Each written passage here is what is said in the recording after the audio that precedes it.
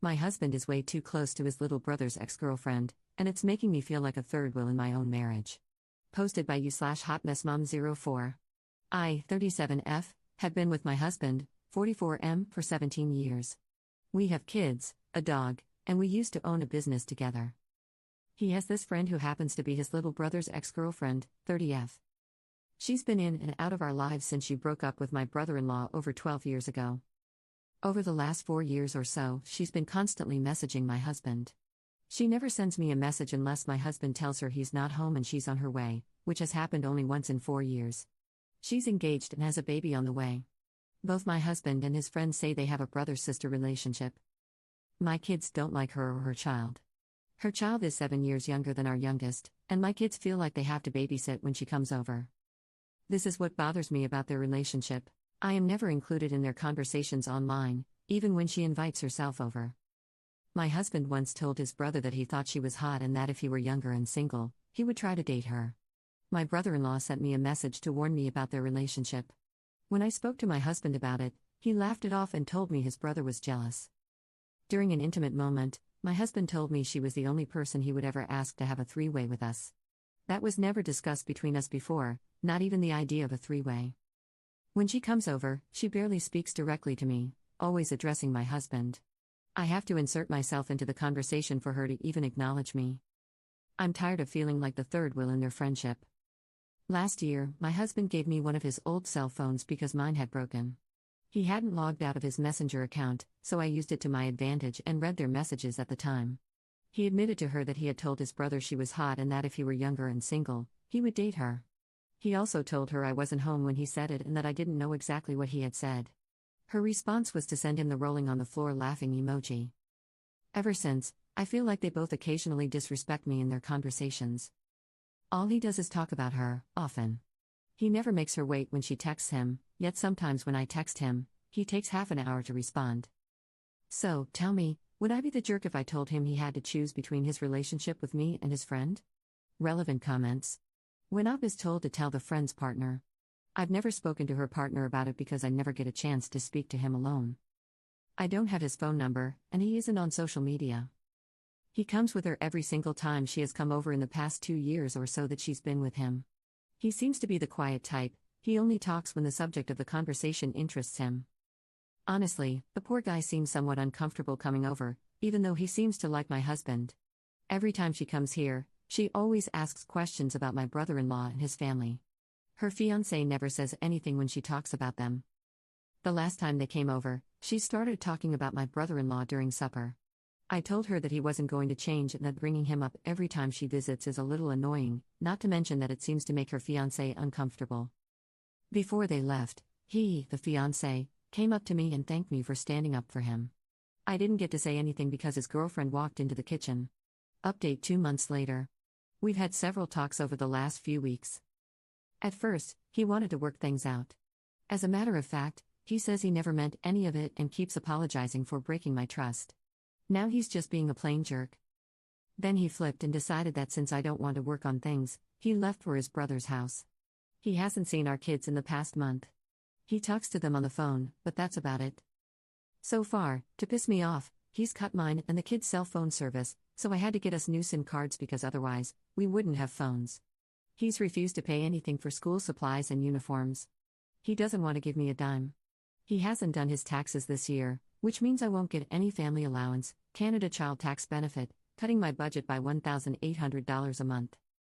I was able to sign the kids up for a local school supply distribution. The only thing they don't help with is the uniforms. Thankfully, only my older two need uniforms. My oldest has some old uniform shirts that will be passed down to my other child, which means my daughter will be wearing her older brother's shirts.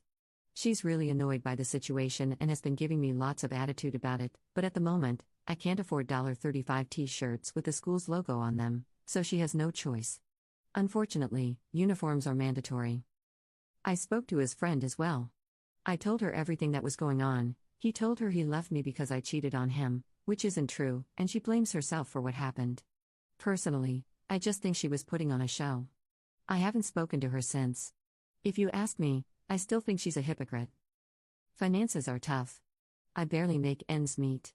Thankfully, food banks exist because once rent is paid, I barely have anything left over for bills and groceries. I still haven't been able to get the money for a lawyer yet. I've tried taking loans, but that didn't go over well. Now it's like we're in a state of Cold War. He refuses to talk to me for the time being. I guess he'll come around eventually. For the kids' sake, I hope. I feel like sometimes I'm drowning in all this mess. Edit. Lots of comments have come up on this post. I didn't expect so many. I've read as many as I can, and I'll address a few points. He's gone to stay with his other brother, the second one in the family. My soon-to-be ex is the oldest of three. It's the youngest of his brothers who told me what's going on. I filed my taxes back in March. He was supposed to file his a few weeks later. At the time, everything was good between us, and I listed him as my spouse because that's what we've been doing for the past 17 years since we got married. I have to file my next taxes as single. About the school uniforms, my oldest kids are in high school. A public high school. Uniforms are mandatory across the school board.